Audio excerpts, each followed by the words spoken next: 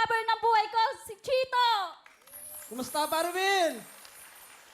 Okay, kasama ko si Senator. Saan yung gara, ha? Hello po, Kasama, Senator. Binisita tayo. Sige, ano gusto mo sabihin sa asawa mo? Be, ang sakripisyo mo ngayon, alam kong sobrang laki.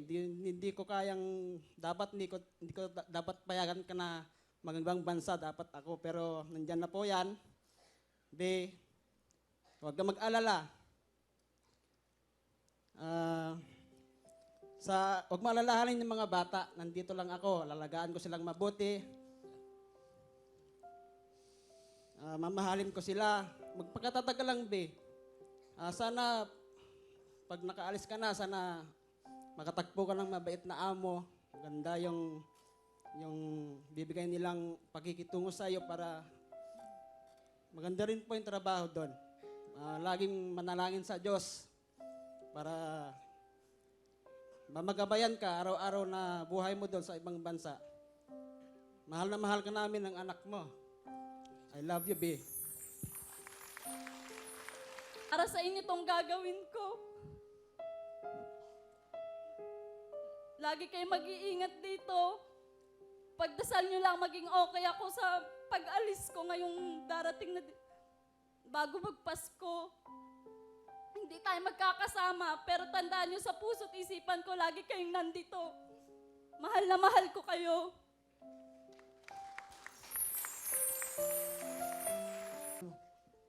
Si Kuya CJ, yung panganay kong anak, 10 years old, at ang bunso si Siren. Kamusta kayo? Kumusta po, Kuya Will? Okay, ikaw ba si ano?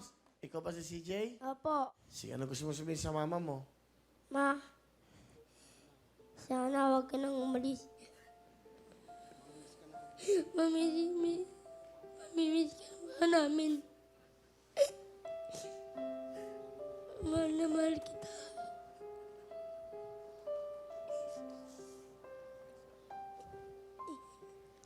Si Cyril, ano gusto mo sabihin sa mama mo? Ma,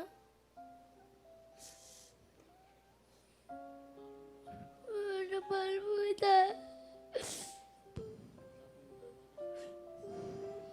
Wala po nga mag-aalaga sa amin.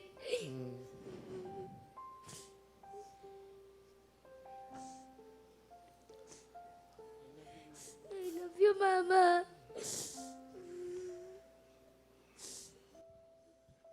Nak, sana maintindihan ninyo kung bakit ko gagawin to. Para sa inyo to, Nak. Para yung mga nararanasan nating hirap, hindi nyo na maranasan. At para to sa kinabukasan nyo, Nak. Para makapagtapos din kayo sa pag-aaral ninyo.